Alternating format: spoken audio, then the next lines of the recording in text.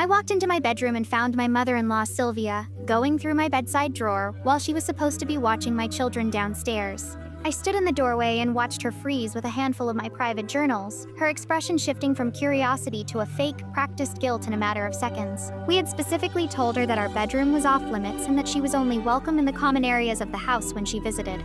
This wasn't the first time I had suspected she was snooping, but catching her red-handed with my personal thoughts in her hands felt like a massive violation of the sanctuary I had worked so hard to build. Sylvia had always been an overbearing presence in our lives, someone who believed that family meant having a total access pass to every secret and every private moment. She had manipulated my husband for years into thinking her behavior was just old-fashioned concern. But I knew it was a desperate need for control and information. Every time I tried to set a boundary, she would cry and play the victim, making me look like the cold, ungrateful daughter-in-law who was keeping her away from her grandkids. I realized in that doorway that as long as I allowed her to ignore my boundaries without consequences, she would continue to treat my home like her own personal playground. "Sylvia, put those down and leave my room this instant," I said, my voice vibrating with a cold fury that finally made her drop the journals onto the bed. She immediately started her usual routine, claiming she was just looking for a spare blanket and got confused about which drawer to check, as if my private diaries looked like linen. She actually tried to tell me that I shouldn't have secrets from her anyway because we were family and she only had my best interests at heart.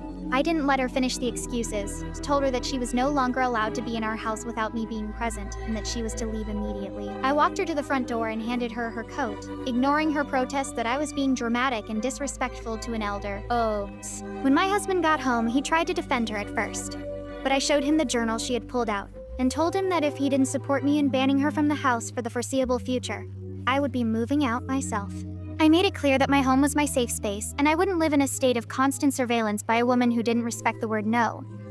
He finally saw the reality of her obsession with control, and agreed that she needed to stay away until she could prove she could respect our privacy.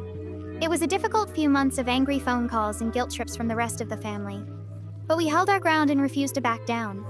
We eventually changed the locks and installed a security system, and while it felt extreme at first, the peace of mind it brought was worth every penny. Sylvia eventually apologized, though it was a hollow one, but we still only see her in neutral public places where she has no access to our private life.